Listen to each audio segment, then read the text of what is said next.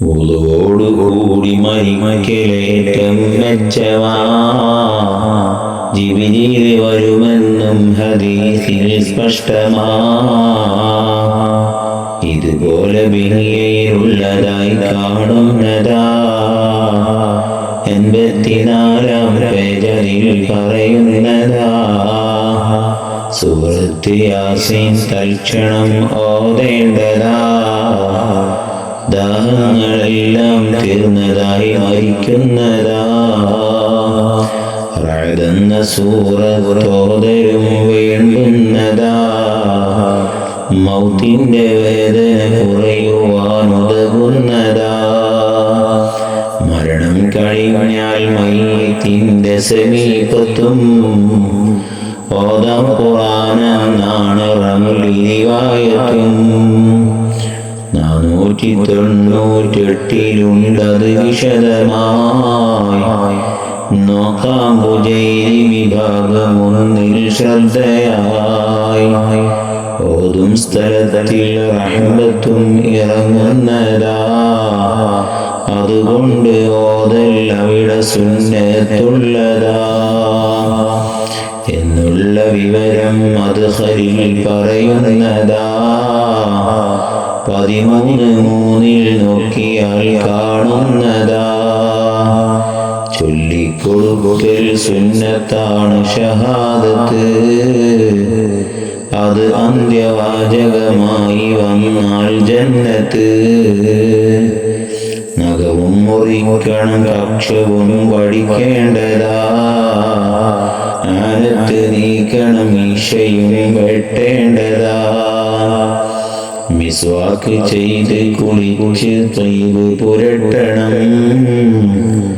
അതുപോലെ വസ്ത്രം ശുദ്ധിയുള്ളതുടുക്കണം. ഞെരുക്കത്തിനാൽ മരിക്കാൻ കൊതിക്കരുതെന്നാ. ദീനിന്റെ ഫിത്ന ഭയന്നവർക്കത് സുന്നാ.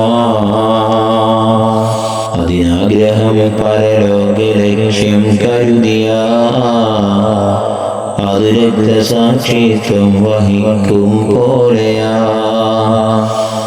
എന്നാൽ അതും സുന്നത്ത് തന്നാണെന്ന് വിവരിച്ച് തന്നെ ഉജൈരിമി പറയുന്നത്.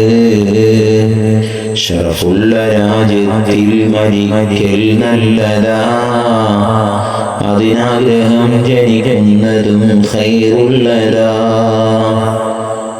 അസ്നൽ മത്താരിബ് നോക്കിയാൽ കാണുന്നതാ. 298 ഒന്നിൽ വന്നതാ. ഖൈറായ മൗത്തിന് ലക്ഷണം ചിലതുണ്ട്. തിരുവചനമായവകൾ മശാരിക്കിലുണ്ട്. നെറ്റിത്തടം വിയർക്കുന്നതേറ്റം നല്ലതാ. കണ്ണിന്റെ വെള്ളമൊഴിക്കലും ഖൈറുള്ളതാ. മൂക്കിന്റെ ദ്വാരം വീർത്തു കണ്ടാലും അത് സുപരിക്ഷണത്തിൽ തന്നെയാണെന്നുള്ളത്. അറുത്തിട്ട ഒട്ടകം പോലെ വലിക്കുന്നതും കവിൾവാഴയിൽ നിന്നും പതയിറങ്ങി വരുന്നതും വർണ്ണം ചുവന്ന ശരീരമായി കാണുന്നതും ദുർലക്ഷണം എന്നാണ് ഹദീസിൽ വന്നതും. മരിച്ചായിടൻ ഇരുനേത്രവും അടയ്ക്കേണ്ടതാ. കുരുടന്റെ കണ്ണാണെങ്കിലും ചെയ്യേണ്ടതാ. നബി ചെന്ന അബൂസൽമത്തിനെ കാണുന്നതായി. അവർക്കുള്ള കണ്ണപ്പോൾ തുറന്നിരിക്കുന്നതായി. ഉടനെ പിടിച്ചടച്ചിട്ടു പറഞ്ഞത് റുഹവിടെയോ പോക്കുന്നതാണ് നോക്കുന്നത്. അടയ്ക്കാനൊരാളില്ലാതെ വന്നാൽ സ്വന്തമായി മൗത്തിന് മുമ്പ് കഴിയുമെങ്കിൽ ബന്ധമായി. അടയ്ക്കാത്ത രീതി അഭംഗിയുള്ള വിരൂപമാ. അത് കാണികൾ കഴിക്കും, അതും വൻദോഷമാ. ഒരു നാടയാൾ തലയോട് ചേർത്ത താടിയുണിയും കെട്ടേണ്ടതാ കടക്കാതെ പ്രാണിയുണിയും